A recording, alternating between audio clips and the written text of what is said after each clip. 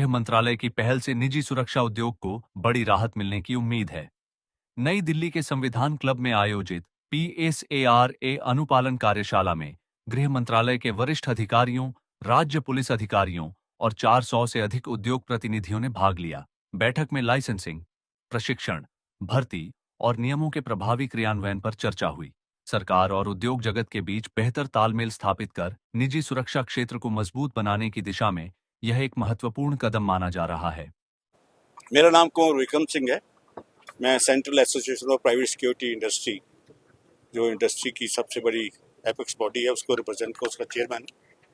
आज का जो सम्मेलन हुआ है, मुझे देश में पहली बार ऐसा हुआ कि पूरे देश की जितनी सिक्योरिटी एजेंसीज के एसोसिएशंस हैं, कैप्सी के चैप्टर्स हैं, एक्सपर्ट्स हैं, और वो सब यहाँ इकट्ठा हुए हैं। और इसके साथ साथ इस सारी जो हमारा जो वर्कशॉप हुई, ज्वाइंट वर्कशॉप है, इसका आयोजन गृह मंत्रालय, जो मिनिस्ट्री ऑफ होम अफेयर्स, उनके तत्वाधान में हुआ है।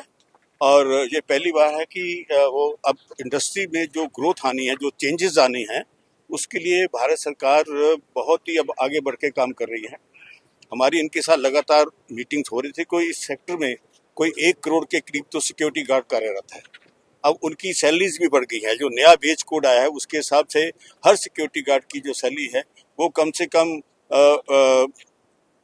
40 से 60% तक उसमें वृद्धि हुई है, जिसमें उनका आर्थिक विकास भी होगा, सामाजिक विकास भी होगा, और उसी ढंग से सरकार उनका आगे जीवन कैसे सही हो उसके बारे में भी बातचीत हुई है। यहाँ पे जितने लोग आए थे, जहाँ कंट्रोलिंग अथॉरिटी आए थे, कंट्रोलिंग अथॉरिटी हर प्रदेश में एक वहाँ की स्टेट द्वारा अपॉइंटमेंट IPS ऑफिसर होते हैं, जो वहाँ पे लाइसेंसिंग का काम करते हैं। हमारे जो मेन पॉइंट थे कि हमारे लाइसेंसिंग में रिन्यू करने में बहुत देरी लगती थी, कई बार तो एक साल लग जाता था।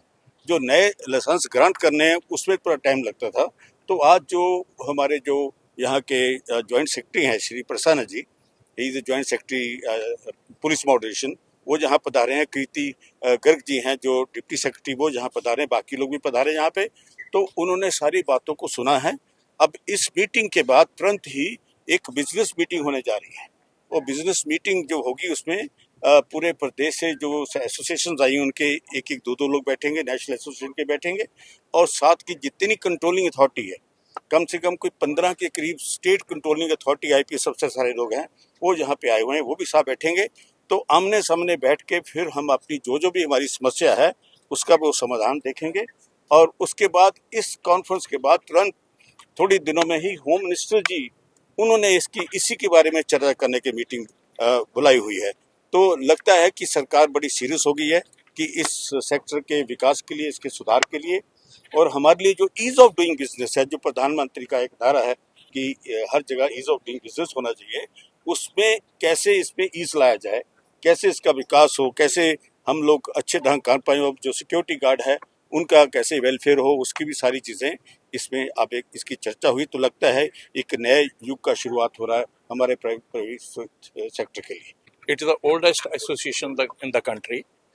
You see, the birthplace of this profession of private security industry was Maharashtra. I belong to Maharashtra, Mumbai, and the Maharashtra government brought very good, actually, एक एक्ट लाए थे गार्डों के सुधार के लिए। फिर हम लोग पसारा के लिए काफ़ी ट्राई किया था, 2005 में पसारा आया। तो उसके लिए इम्प्लीमेंटेशन के लिए हमको हाई कोर्ट में जाना पड़ा। हाई कोर्ट ने डायरेक्शन दिया, तो कंट्रोलिंग अथॉरिटियाँ बनी। तो हाई कोर्ट और सुप्रीम कोर्ट के काफ़ी चक्कर हम लोगों ने काटे हैं, और लास्ट में ये एक्ट के अंदर जो कमी है, मैं थोड़ा सा उसके बारे में बताना चाहूँगा कि कोई भी एक्ट तब तक कंप्लीट नहीं है, पूरा नहीं है। ये सुप्रीम कोर्ट की जजमेंट है जो सिक्योरिटी ऑफ इंडिया ने फाइल की थी, कि जब तक तीनों को स्टेक होल्डर को आप नहीं लाएंगे, जो एंगेज करता है सिक्योरिटी गार्ड को, जो प्रिंसिपल एम्प्लॉयर है उसको पेमेंट करता है, सिक्योरिटी एजेंसी सप्लाई करती है, और सिक्योरिटी गार्ड जो मेन है एसेट जिसको काम करना है, तो सिक्योरिटी गार्ड का इसके अंदर वेलफेयर सर्विस कंडीशन नहीं है। तो हमारी गवर्नमेंट को ये रिक्वेस्ट है कि उसकी भी सर्विस कंडीशन रखी जाए। मेरा एक ही चीज़ कहना है कि मैं MHA को बहुत शुक्रिया अदा करूंगा कि उन्होंने एक वर्कशॉप ऑर्गेनाइज किया, और उसमें सिक्योरिटी गार्ड्स की आवाज़ को यहाँ तक पहुँचने के लिए एक उन्होंने साधन दिया और बोलने का मौका दिया। ये मैंने अपनी बातें रखी। मैंने सिर्फ वेलफेयर ऑफ सिक्योरिटी गार्ड की बात की है, क्योंकि ये जो कानून है इसमें कहीं भी वेलफेयर ऑफ सिक्योरिटी गार्ड नहीं है। वैसे हम लोग 1983 से मुंबई में काम कर रहे हैं, मुंबई गार्ड बोर्ड में काम कर रहे हैं, वहां पर उस एक्ट में गार्ड के वेलफेयर की अलग से स्कीम है।